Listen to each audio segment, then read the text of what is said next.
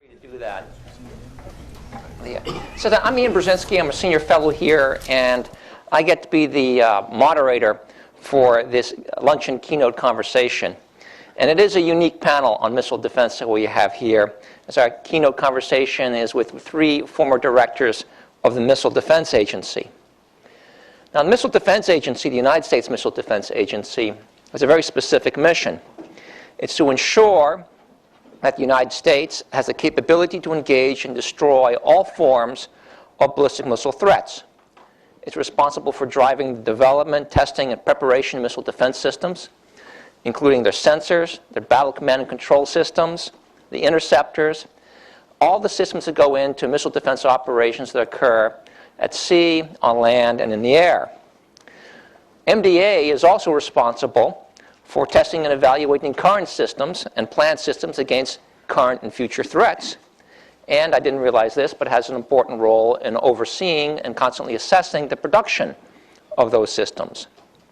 And when I was Deputy Assistant Secretary of Defense, and I've actually met Trey Obering for the first time, I learned about the important role that the Missile Defense Agency has internationally, or in our international policy. Its mission is to help foster interoperability between the missile defense systems of the United States and its key allies and partners, to foster joint research and development in this realm, to help coordinate investment, and I might add also to kind of proselytize about the importance of missile defense in a world where the proliferation of ballistic missiles is becoming more and more of a dangerous reality. MDA's history actually goes all the way back to the 1980s, to the 1983 Strategic Defense Initiative launched by President Ronald Reagan, which was then derided by many as Star Wars. Well, in 1985, it became institutionalized and emerged as a Strategic Defense Initiative that evolved eventually into 1993 as the Ballistic Missile Defense Organization, which then in turn evolved into the Missile Defense Agency in 2002. Now, MDA has an annual operating budget of around, at least this year, somewhere between $7.6 and $8 billion. Since 1985, when it became a formal organization, BMDO, Missile Defense Agency, has spent some $165 billion in developing U.S. missile defense capabilities. Now, our panelists bring, and this is what's I think unique about our discussion today, they bring over a decade of continuous leadership of the Missile Defense Agency. And although there are former directors of the Missile Defense Agency, they still remain influential thought leaders in missile defense concepts, strategies, policies, and programs. On my far right is Lieutenant General Ron Kadish from the Air Force, but now the Executive Vice President at Booz Allen Hamilton, a firm that I used to work for, and that's where I first met him. And he's a key leader in the firm's defense group, a multi-billion-dollar business. In the Air Force, he was trained as a C-130 pilot and has over 2,500 hours in that aircraft. And his career has been defined also by senior management positions in military acquisition. He was the program director for the F-15, for the F-16, and the C-17. He was commander of the Air Force Electronic Systems Center, a multi-billion-dollar enterprise. And he served as a director of the Ballistic Missile Defense Organization from 1999 to 2002, when it evolved to become the Missile Defense Agency, which he led from 2002 to 2004. Lieutenant General Trey Obering, to my immediate right here, also from the Air Force, is also at Booz Allen, where he's a senior vice president and also a key leader in its defense group. He was a F-4E pilot and was good enough to become a Top Gun pilot in the Air Force. And his career has included numerous important management and engineering roles in the United States Space Shuttle program, and he's participated in some 15 launches. His career brought him also to the Defense Mapping Agency, to the Air Force Electronic Systems Center, and to the Inspector General. And he served as the director of the Missile Defense Agency from 2004 to 2008. And to give you a sense of what a nepotistic group this is, I can't help but mentioning that in 2011, he was awarded the National Defense Industrial Association's Kadish Award for Acquisition Excellence. And in the center of their group is a friend, or someone who's been a friend recently, is Lieutenant General Pat O'Reilly from the Army. He's a senior fellow here at the Atlantic Council. And he also has an illustrious career in the Army and the military. He commanded the 1st Cavalry Division and later the 3rd Support Command in Germany. He's also very smart. He was a professor of physics at the United States Military Academy, but also brings great acquisition management experience. He served as the program manager for directed energy programs, for the Patriot PAC-3, for THAAD, and for the ground-based mid-course defense program. He served as the Army PEO for combat support and combat service support, and then culminated his career as in the Army, at least, as a director of the Missile Defense Agency from 2008 to 2012. So, gentlemen, welcome. Thank you for your service to our country, and thank you for coming to our conference on the United States and global missile defense. We're going to have an interactive conversation, but as the moderator, I'm going to take the prerogative of asking some of the first questions. And I want to start with Ron about missile defense, because you were there at an important transition point for the organization. You were the first among you three gentlemen to serve in this position. Now, I wanted to ask you, what makes the Missile Defense Organization unique? It's a joint acquisition organization. Do you believe it's been successful? If so, why? And in this time when we kind of crossed the threshold and got the hit-to-kill capability, have systems underway, and you have other organizations like PEO Missiles in Space, is there still continued need for MDA? That's an easy question. That was supposed to be humorous, but I guess this group it needs a little bit of help in that regard. Well, let me answer the question by saying that, yes, there is a continuing need for this agency because it crossed so many boundaries in our military structure that only an outside agency designed as MDA has been and will hopefully continue to operate will be able to cross those boundaries in a way that would be in the best interest of the United States and our international community in many regards. And I could talk more about that if folks are interested. But MDA has been successful in many regards, not the least of which in terms of the leadership that these two gentlemen provided, as well as our predecessors in the Ballistic Missile Defense Organization and the SDIO. It's been a number of years in the making, but some of the elements of that success is probably not as well known, especially to those who haven't been aficionados of the missile defense problem for many years. And as I look in this group, I see a number of faces that are in that category, so apologize in advance for you to listen to some of ancient history here. But MDA not only crosses those barriers that I talked about a lot easier as an independent agency, but has been granted over the years a number of extraordinary and unique authorities, if you will, in order to pursue crossing those boundaries. And has done it, I think, extremely successfully. It was not preordained to be successful.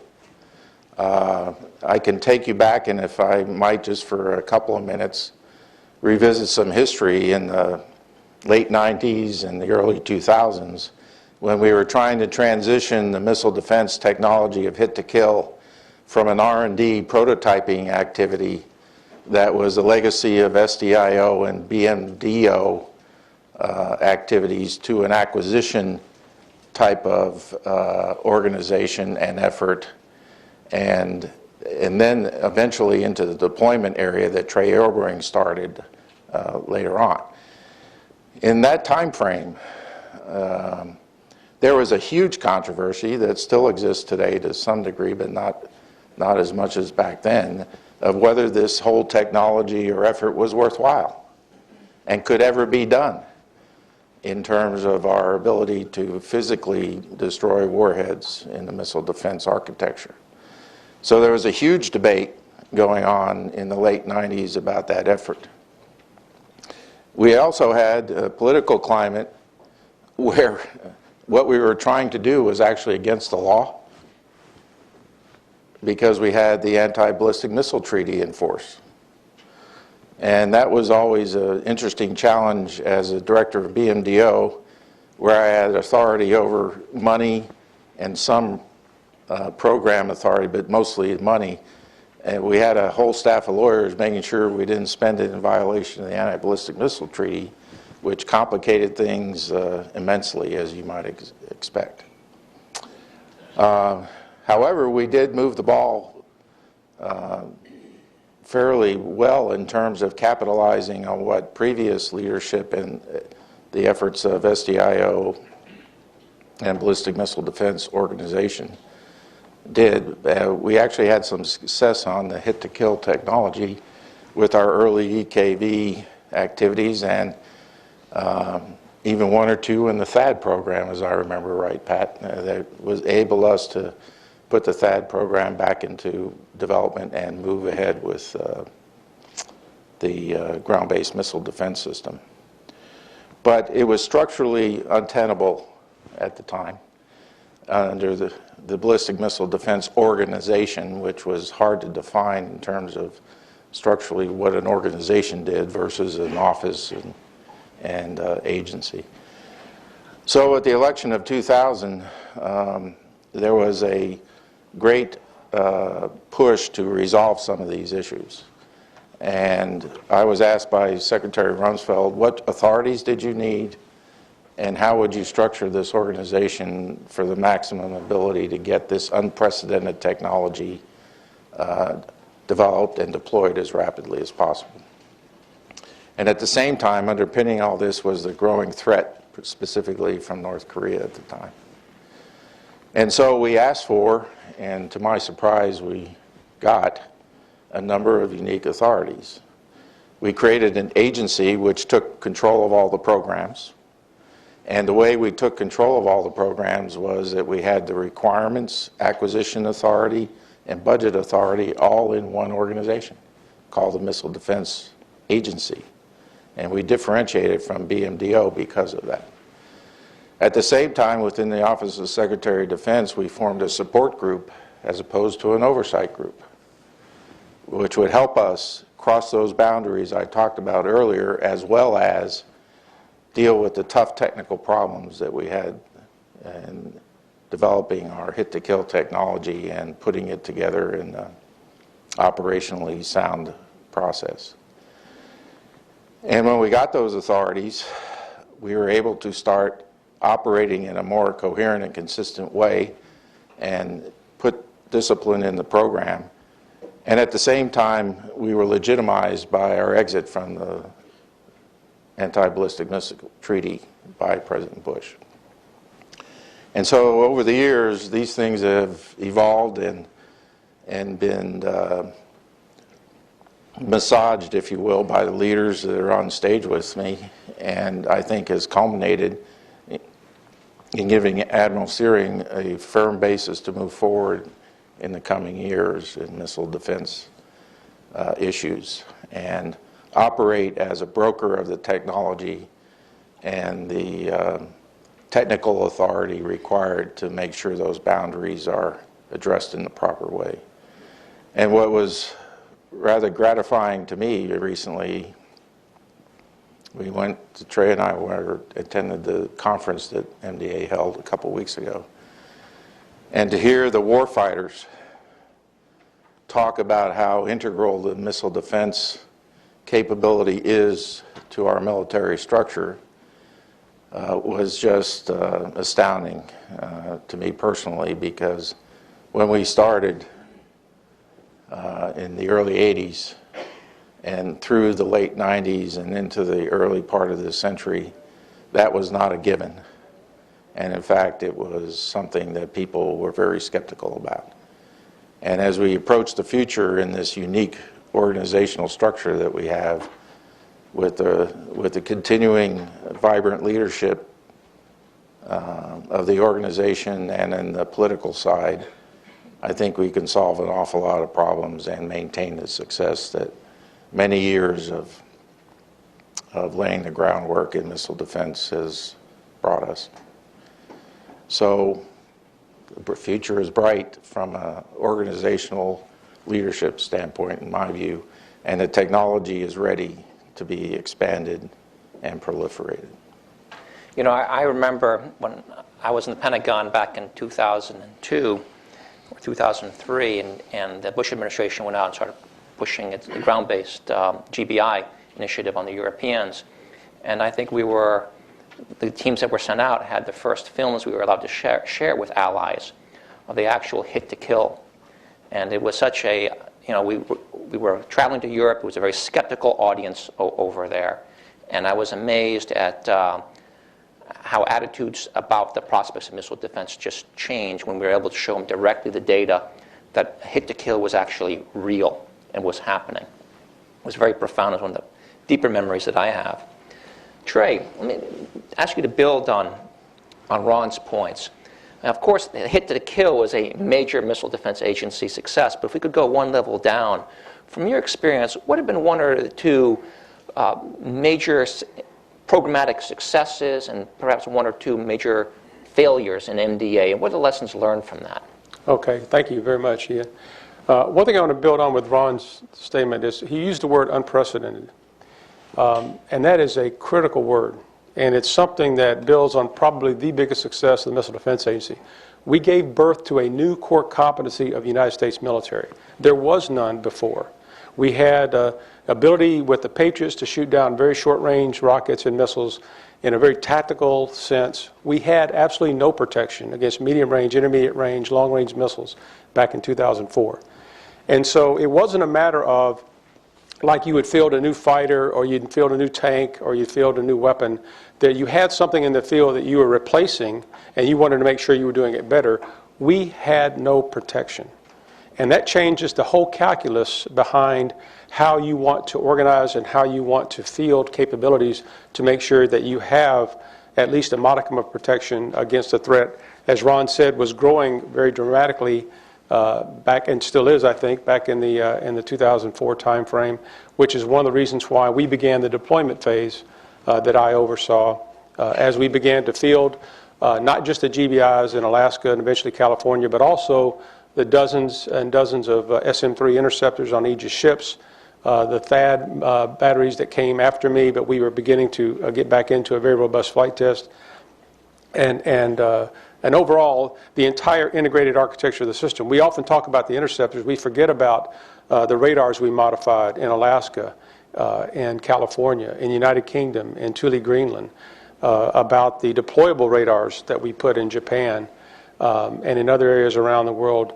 And then, as Ron mentioned, I think one of the biggest successes has been the sea-based X-band radar, which is the most powerful and the most capable sensor right now in the missile defense architecture that has helped the entire ability to integrate some of these systems together.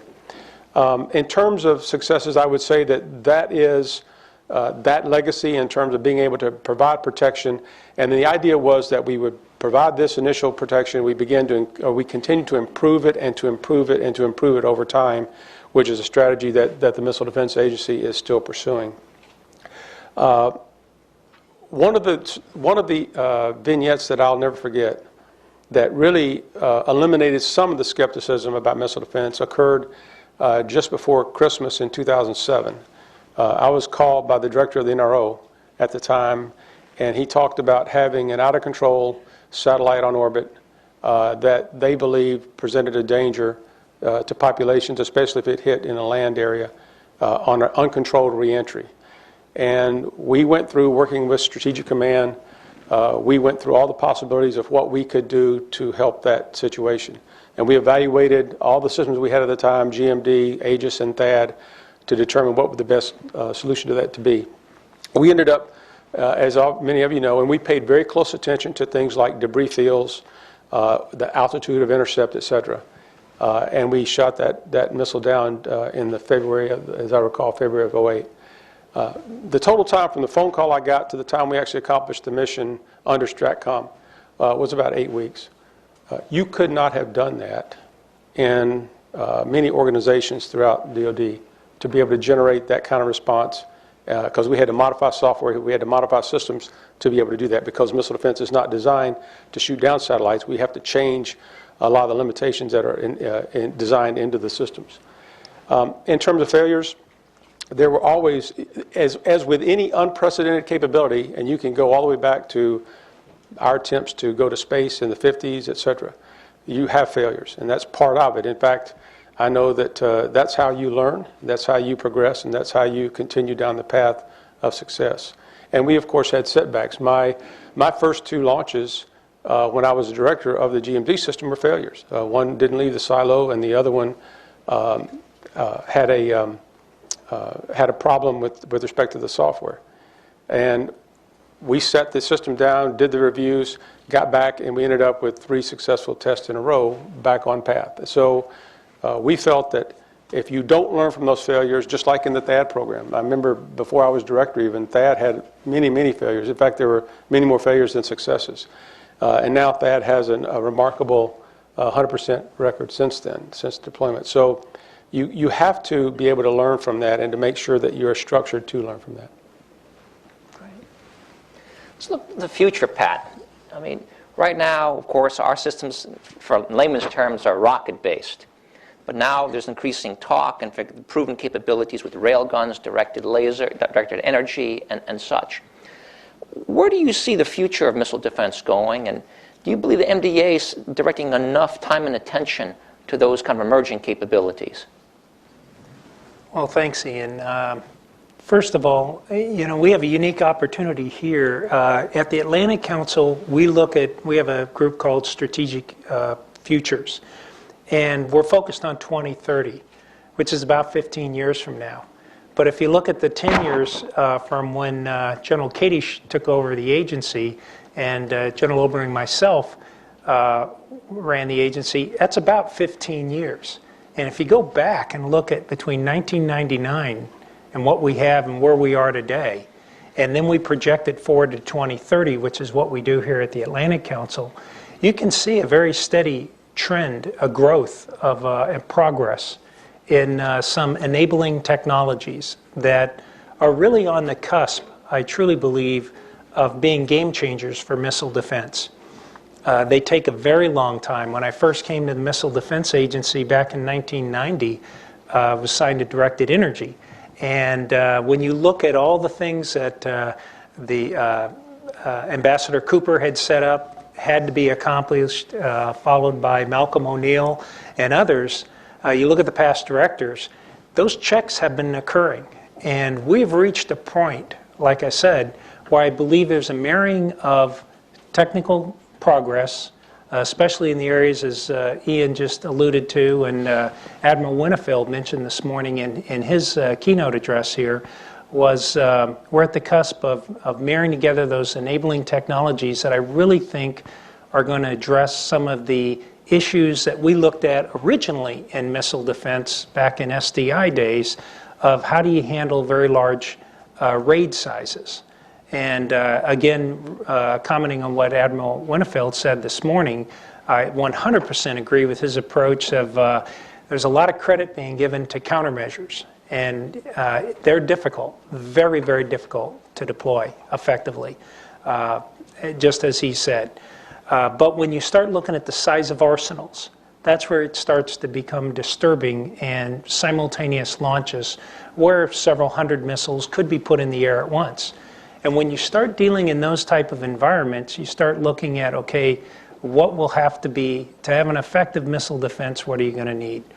And as we've mentioned, there's progress been made in railguns, our tracking architectures, both passive and active, space-based, terrestrial, maritime. All these things are coming in place. And I especially want to highlight the electric laser systems, diode pumping of alkaline gases, for example, and fiber lasers going on in industry and in several national laboratories and FFRDCs right now at this time. As they come together, they marry up very well with UAVs and the platforms that we've been looking at. And I must give credit. I think one of the most significant accomplishments that I saw as a director, the groundwork was laid by General Kadish and followed up by General Obering, which I think is a testament to MDA. It has the wherewithal to continue and persist in these technical achievements, and that was the ABL program. We learned so much, and there was a big focus on, well, you know, what was the operational issues and why couldn't we deploy 747s and so forth. I think was overlooked was a tremendous amount of knowledge we gained in lethality, beam propagation, and the general operating environment. And when you marry all that together and you look forward the next 15 years like we can look back in the last 15, you can see that it is extremely likely, if not definite, that we're going to have these systems that can disrupt, interfere, and destroy the threats that we've been worried about for literally 3 decades or more in the missile defense business. So I definitely see application for UAVs and directed energy and other non-kinetic systems that I think are going to go after infrastructures and not just the weapon, the missile itself, but also have that capability. So again, I agree with General Kadish and General Obering that it's extremely bright future. Didn't mean that as a pun, but especially in the area of light. But the way this organization is set up, it was set up to take those risks and make those accomplishments, and I see them coming. And as also been noted here and in other scholarly work, we're not the only ones working in this area. So it's very important that the United States stay concentrated on that effort. I believe MDA is the perfect organization to do it. We're going to need those capabilities in the future, and they will be, as far as I can tell, in theaters around the world, game changers. If I could pick up on something that Pat said, again, about looking forward and what's changed. We felt like the Lone Ranger back in the 2004 timeframe in terms of nations that were really seriously pursuing missile defense capabilities. That landscape has changed dramatically. And we now have a lot of international partners that are cooperating with us, collaborating with us, building and developing their own capabilities. And I think that's also going to increase in the future because I think everybody sees the threat landscape changing. They see how that has dramatically changed from even 15 years ago.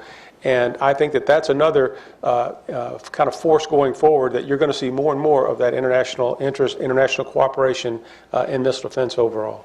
Where do you see, if I could ask all three of you, where do you see international collaboration manifesting itself most dramatically? Will it be in operations? Could it also be in co-development of capabilities? For example, our sponsor here, Raytheon, has got a great relationship with Mitsubishi, producing the SM-32B, if I have that right. But more importantly, is the fact that they're developing it together. What are the areas of greatest potential for international collaboration? Is it just in operations? Could it also be industrial in light of some of the difficult technology sharing restrictions that we have?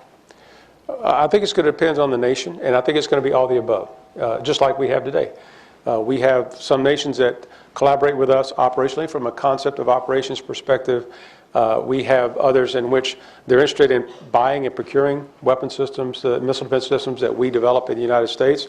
In other cases, we're co-developing those systems, as you mentioned, with the Japanese.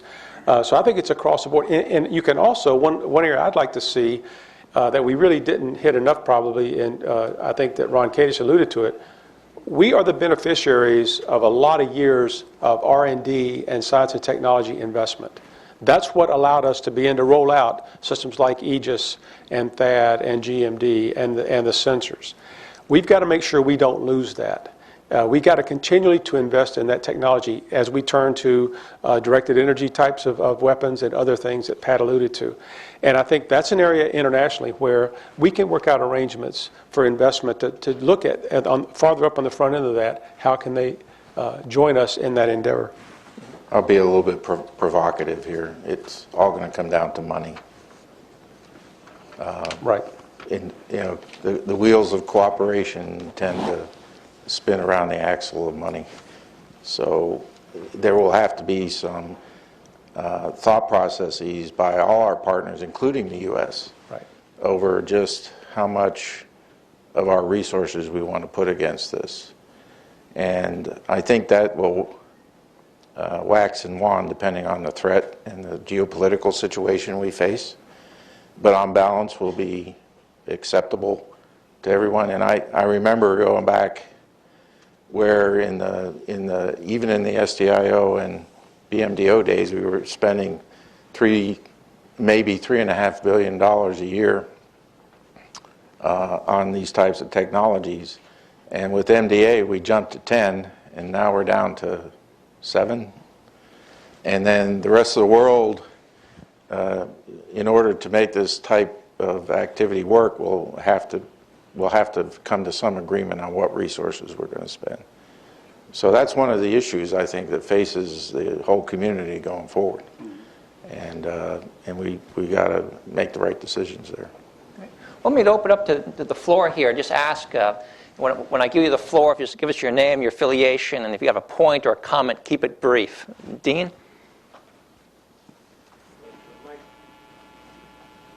Let me just ask my question to all three of you.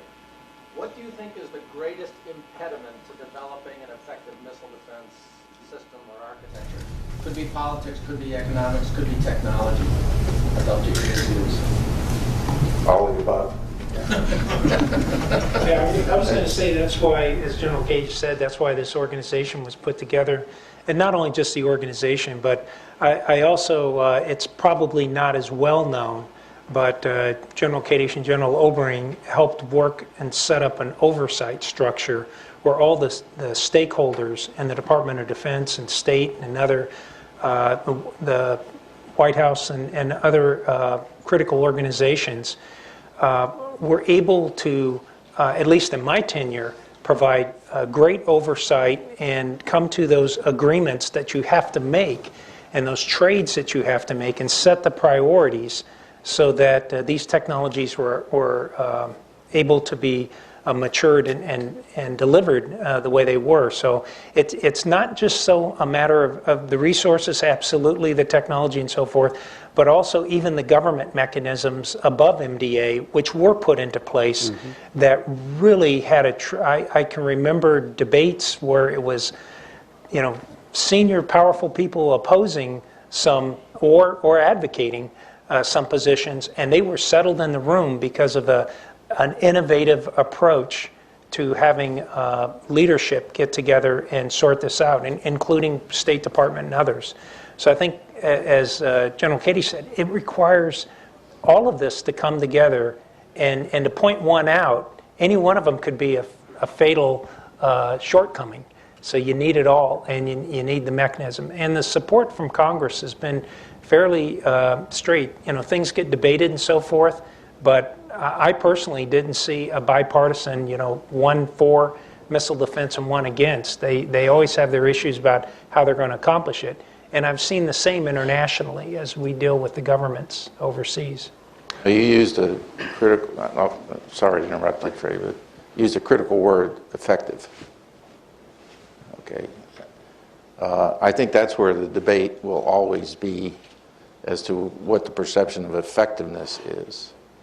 And that's, as Pat pointed out, that's a political dimension to it, a military dimension to it, a technical dimension to it, a budgetary dimension to it, and those answers need to be coordinated on this. So it goes back to the unprecedented nature of the technology. One thing I would say is, and I agree with both Pat and Ron, I would emphasize one aspect of it, though, and that is, at least during my tenure, you have to have a viable technical foundation. If there's no one convinced that you can even do this, then you're not going to get the policy changes, you're not going to get the budget support, you're not going to get the cooperation. It's not going to happen. So there's a minimum threshold that you've got to reach on any unprecedented capability to show that you can, in fact, have a reasonable chance of achieving that threshold. And once you built that, and that's actually how SDIO and BIMDO evolved, is very early on it was nothing more than very early research and development and basic research and science and technology. But once we got to the point where all those things came together with respect to processing speed, sensor technology, manufacturability, et cetera. And we crossed that threshold in the early 2000s where we actually began to demonstrate with consistency that we could hit that after that. We could hit SM3, we could hit with the GBI. It began to change the nature of the argument. And then there's one you didn't mention that's probably the strongest, and that's culture. If you don't change the culture, it's very difficult to continue the momentum. And I think what I've seen happen, and since I've been gone from the AC, is the culture is now beginning to change. That this is doable, it's worthwhile to pursue, and you're seeing the nation, I think, get behind that. Is that Bilal? If this was asked in previous panels, I apologize. For any of you gentlemen, aside from trying to mess up Ukraine, the Russians are suspected of violating my favorite arms control treaty, which is the INF Treaty. How serious are those allegations? How worried should Washington be? And at least from a missile defense perspective, what should the response be? You want to take that one? Well, I don't have insight into the intelligence. Those events that they're referring to that we heard about today and so forth have occurred over the last year or so, and all of us have been kind of out of it. But I would say, I've made this comment many times, that the missile defense system doesn't really care, what the political stripe was of the missile being launched. I think you have to have some aspect of active defense, and that's one of the beauties of, I believe, missile defense from a geopolitical point of view, is that instead of making assumptions and being, steering you towards preemptive activities and so forth, you actually have options that you otherwise wouldn't have in order to understand these situations more. And the president and the commanders have options and ability to diffuse situations, look at situations in a way that without it would be much more threatening and much more perilous. Just to go one step further, for years we've had a debate with the Russian Federation and their legacy about missile defense and its effectiveness. But to Pat's point, we never architected the system, because geography counts in missile defense in the deployment structure. We never, at least from a policy standpoint or a programmatic standpoint, did anything specifically against the Russian Federation from a defense standpoint. Now, a lot of critics didn't like that approach, but we were after very specific sets of threats that were basically in the rogue category to give us the options that Pat talked about. Our national command authorities have more flexibility to deal with situations, and I think we've actually seen that in response to North Korea and I'm sure as we go forward with Iran. But it would take the political will and the strategic framework for us to change that. And when you ask what our policy should be, that's a little bit out of my league in terms of, I might have an opinion, but I wouldn't necessarily want to make it anything other than a personal one. And I will say, since I was at the forefront of briefing NATO and briefing the NATO-Russia Council on our initial deployment concepts to Europe, we did bend over backwards to be transparent with the Russians. Pat knows, Pat went to Russia several times at my request to look at ways that we could cooperate on sensor sharing, data sharing, transparency with respect to what we were doing in Poland and the Czech Republic. And frankly, none of that ever panned out. And my personal opinion is the Russians are very bright, and they understand that the system is not aimed at them. I think it's more geopolitical than it is military or technical when it comes to missile defense. Great. Peter? This question is for the three of you gentlemen, and I'm Peter Husey with the Air Force Association. The Canadian Armed Services Committee had a hearing just this week about whether the United States or the Canada should kind of join with us in our missile defense efforts, particularly what you used to call NMD. A former general officer, retired, made 3 points to the committee, said that the tests are rigged in the United States, that you can't tell the difference between decoys and warheads, and that if any ballistic missile of that kind of range is aimed at the United States, we'll always know what country it comes from. I'd like your response for the record as to those points. It sounds like I'm back in 1998. That's all I have to say. I can definitely tell you if they were rigged, we wouldn't be failing when we do fail. Having, as Admiral Winnefeld said this morning, again, I thought it was very perceptive when he made the point that the decoys are not as easy as you see on cartoons or projections. You're talking about very violent, launch, and then you deploy something that's extremely lightweight and no movements around it, and then it flies a perfect formation for 25 minutes or something. I mean, you start looking at it, I can tell you, having tried to do that, how very, very, very difficult that is. So the good news is, I believe, because even on my tenure there was some interaction with the Canadians, is that I don't think he speaks for a very large majority. But as was set up here, we've seen that historically, where we have to present pretty much the same facts every time, and people come to the conclusion, drawing their own conclusions of where we really are with the state of the art. And it has really come a long way when you look back, like I have for 25 years, and it's a very, very compelling argument that this is a real capability. Unfortunately, you can look at arsenals and see the threats are there, and they're enduring, and I don't believe, I think he could benefit greatly by more of our exposure of what the facts actually are in the history. The only thing I'll add is I can say without a doubt and without any reservation whatsoever, none of the tests under my watch were rigged, ever. And I know that to be the case with Ron or with Pat as well. That's just not the case, number one. Number two, this goes back to something Pat said. So let's assume that what he meant by the last remark was that we would know where it came from and we could retaliate, right? What do you tell the people who died in the initial impact?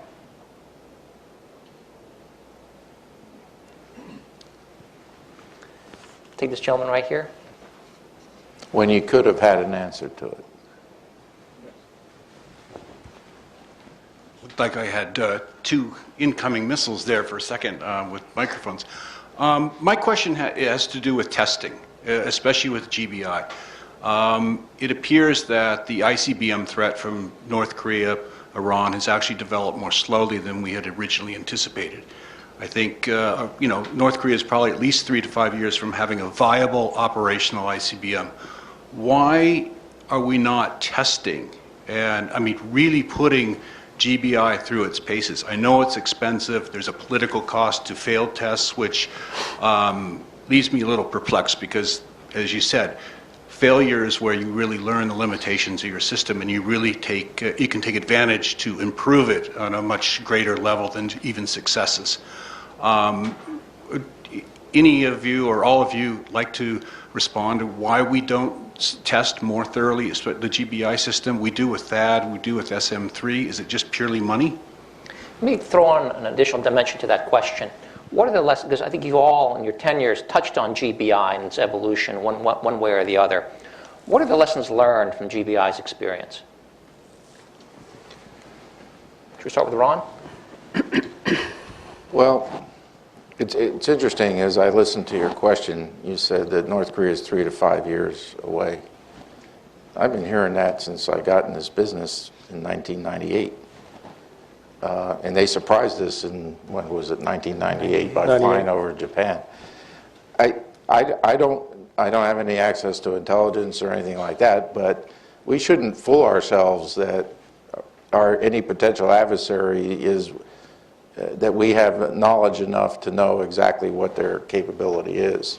So to that extent, there's a sense of urgency that underlies this no matter what.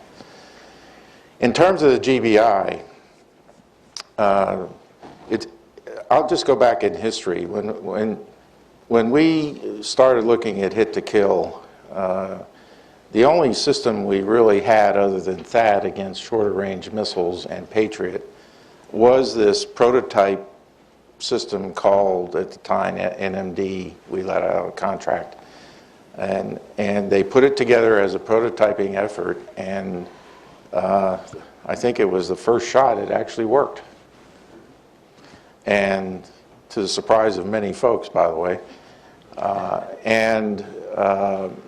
That was a time in which we were looking at a deployment decision because of the North Korean threat, that if we had 2 out of 3 successes, we'd actually deploy the system.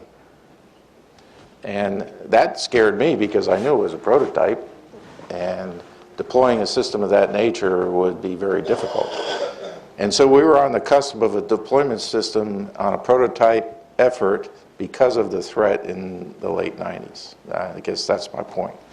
In terms of testing, when we went to the Missile Defense Agency construct, what we were able to do because of the maturity of the technology at the time was that we would put a test bed together in the Alaskan missile field that would be a test bed for the actual equipment from sensors to the interceptor, but provide a limited capability operationally against the North Korean threat. And that's the way this system has evolved since then. And so the testing frequency and all those things are all a function of failures that we had and some successes, by the way. We actually learned some things out of our successes. And it's culminated into the testing frequency we have now. The only comment I would make about our current situation is that these are very complex, expensive tests.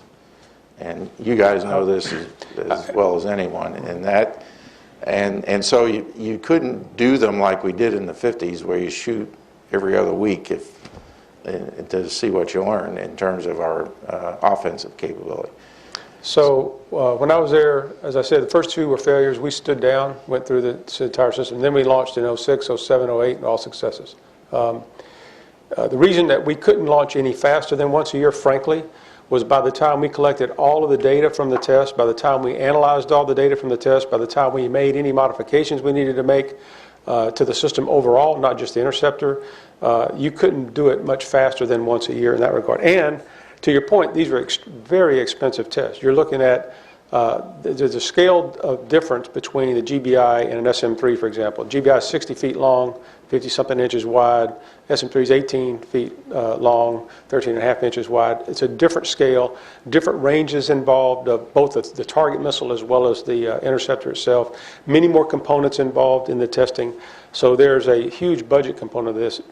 There was a time when, frankly, money to the program for GBI or GMD in particular was cut dramatically. That was priority the nation set, and that elongated, I think, some of the testing and test periods that you have. I'm certainly a fan of testing as often as we can and as robustly as we can within the confines, obviously, of the budget limitations that we face. And I would just like to follow up that along the same line of the other directors. It's hard to get a full, good perspective of just how complex and Herculean these tests really are. We're talking about usually a quarter of the Earth, planet Earth, is involved in one way or the other, the safety and so forth. But every aspect of it, I've been responsible for the other programs you mentioned. They're several orders of magnitude easier. And the worst thing that could happen is you conduct one of these large tests and you don't learn what you need to learn in case there's a failure. And so just our communication systems that we have are mind-boggling, the range assets. Just to give you one more perspective, the targets we are shooting. I mean, we're asked to build ICBMs, not as other countries trying to build ICBMs, but just to be the target. We have to go develop ICBMs. These are tremendously complex, very, very difficult tests that we probably couldn't have done even 15 years ago, just without the data processing and all the state-of-the-art what we use today. So it's a great capability, but we want to make sure, and the terabytes, literally terabytes of data that come down, 50, 60 companies involved, when you get all the suppliers involved and everything, operational tests with real soldiers on it, real commands involved. When you have to make sure you've learned what you need to learn from that test, and before you attempt the next test. And so just, I don't think it's any type of delay on anyone's part. I used to look at it like a duck. You know, you look at a duck and it's sitting there calmly in the water. You look at its feet underneath the water and it's going 1,000 miles an hour. And that's how that team works. It is a very, very difficult task to accelerate it with all the risks involved and everything you're trying to learn. So I don't think there's a lack of urgency, even though it may appear. It's just the thoroughness that's required. We have one question in the back. Thank you, Tom Colino, Arms Control Association. Thank you all for being here and for the Atlantic Council for putting this on. My question goes to current Missile Defense Agency policy. And as you all probably know, the agency is initiating a program to redesign the kill vehicle going forward over the next few years, in part because, as you said, General Kadish, the current kill vehicle was a prototype and in many ways remains to be a prototype. And so I think the agency is now saying, let's design this thing from the ground up and do a non-prototype version. At the same time, we're expecting a test very soon, Admiral Winnefeld said this morning, of the CE-2, which of course is the prototype system that we have fielded right now. And if successful, then we'll deploy, or the Pentagon will deploy 14 additional interceptors with the CE-2. So my question for the three of you, if you could, is it makes sense that once we've decided to redesign the kill vehicle, does it make sense to go ahead and deploy more versions of the existing prototype kill vehicle, or should we wait for the new design to come along? Thank you. I'll address that. First of all,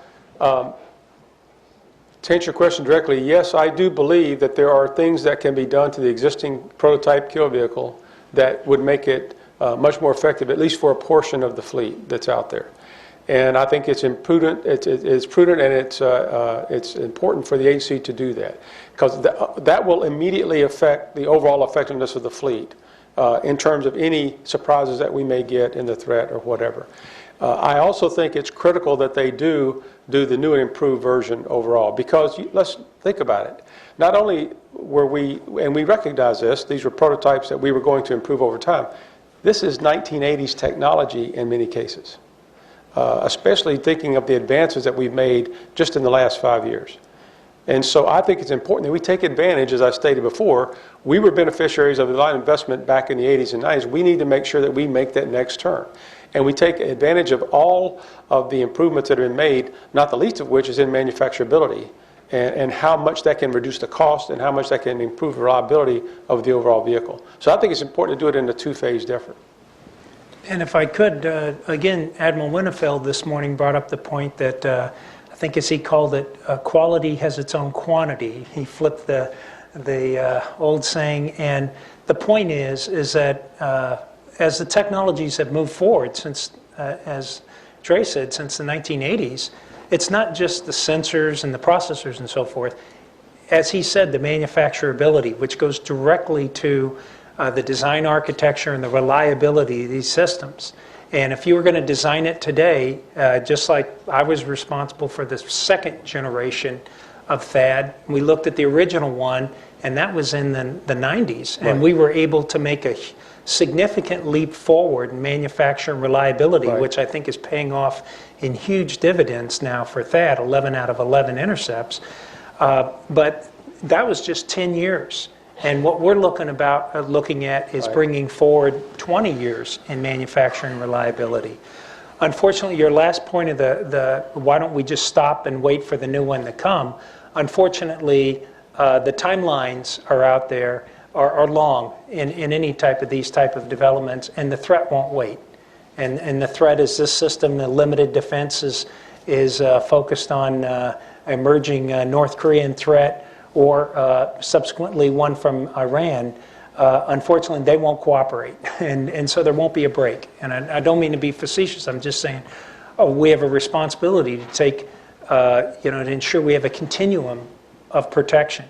But I think there is an open door here for significant, in the future, as the program moves forward, upgrades or refreshment, whatever you want to call it, several strategies to bring the fleet forward to modern or today's state-of-the-art manufacturing. I'll just emphasize that point is that from day one of the GBI kind of concept, the test bed I mentioned, we always envision an evolutionary approach to this. And in fact, you go back to the EKV, we started the miniature kill vehicle program that at one point to learn, always knowing that we would have to evolutionarily evolve these systems.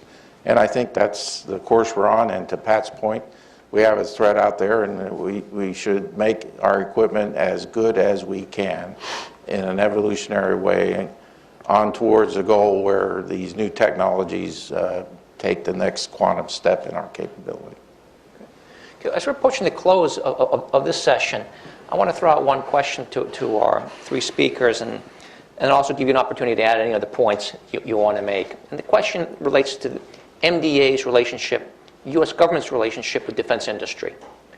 Clearly, this has been a successful relationship. The fact that we've gone from vision to reality and hit to kill, and we actually have missile defense systems that work, that relationship has got some signs of real health in it. From your experience, what can be done to, well, one, do you share my assessment in the relationship? Is MDA's relationship with defense industry strong and robust and productive? And what can be done to make it even more stronger and more productive based on your experience? Well, let me start. First of all, we talk about the Missile Defense Agency. The agency doesn't make anything. And I think that's important to, the agency is a coordination, requirements, budgetary authority that directs our industrial base. And without that tight set of trust and confidence between industry and this government agency called Missile Defense Agency, it won't work. In fact, part of the effort here is to bring as much of the industry in as possible to solve these technical problems, because no one company has all the intellectual capital to do so. So without the industry element of this, we would be an abject failure. And that relationship is important to not only maintain, but to strengthen. And I think all of the aspects of what I watch, that is a continuing effort and going on very successfully. What I would add is it is absolutely critical, following Ron's point, that you open and you keep open the channels of communication between the government and industry, so that they understand what your expectations are, you understand what their capability and, more importantly, limitations are, and that you have that open exchange and that open communication. And that you don't just try to communicate through a contract and that's it, because I think that's where you begin to get in trouble and you get the disconnects and expectations and what you're getting. And I think it's important that as part of that communication, that there is clarity of accountability and who's accountable for what on both sides of the equation. And I think that leads for a very healthy relationship between government and industry. I would just like to follow on that. I think that's been one of the stellar points of the Missile Defense Agency and its predecessors. Right from the beginning, General James Abramson, he set up the approach that this is such a daunting, technical, and all the other aspects challenge. There is no way we're going to be successful unless we're working closely, honestly, and just as productively as possible with industry. They're the muscle. They're the ones who are going to deliver. And he set that tone in the agency back 8-9 directors ago. And that the culture, that aspect of the culture, I think has remained. And it has been key. All of us, more than once, the door's shut and we got a problem. It's not you have a problem or MDA has a problem. We have a problem. And that's how we've been able to face those challenges successfully. And especially when, some of these tough businesses, you have 2 or 3 failures before you become successful.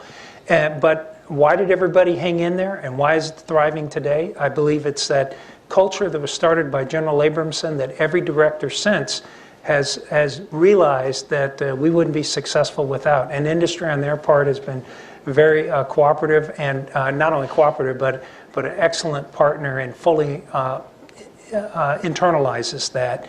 And it's now grown under these 2 gentlemen next to me on the international scale. And while I was working with the SM3 2A program, the Japanese were a clear indication of that culture has now spread to our international partners and international industry. And I think it's the culture that's required to be successful. Well, thank you very much. I mean, I can say when I think about military capabilities, there really, in my mind, is no more demanding challenge than trying to create the ability to hit to kill in missile defense. And when you look back at the history of MDA, it is a history full of failures. But failure does not mean incompetence. Failure, as these gentlemen pointed out, can be built upon and you can yield successes. And that's why we have a hit-to-kill capability today and a viable missile defense system. It is also a demonstration of how sometimes in government, some autonomy and budgetary autonomy and authority can actually yield results. I think that has been the history of MDA. And of course, leadership counts. And I want to thank these 3 leaders for their contributions in the military, the Missile Defense Agency, and for sharing their time and expertise in how a vision became a reality. Ian, if I may, in keeping with the 3 directors, I would just like to say that I believe that Admiral James Searing, who's the current director of the agency, is doing a fantastic job in a very difficult and tough job environment. And I think his leadership and the direction the agency is on today is just outstanding, and I'm very appreciative of that. I want to thank you, gentlemen, for your time today.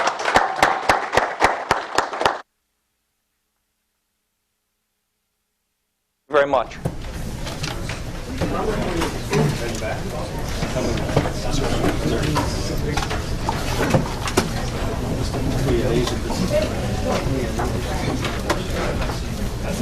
Hey.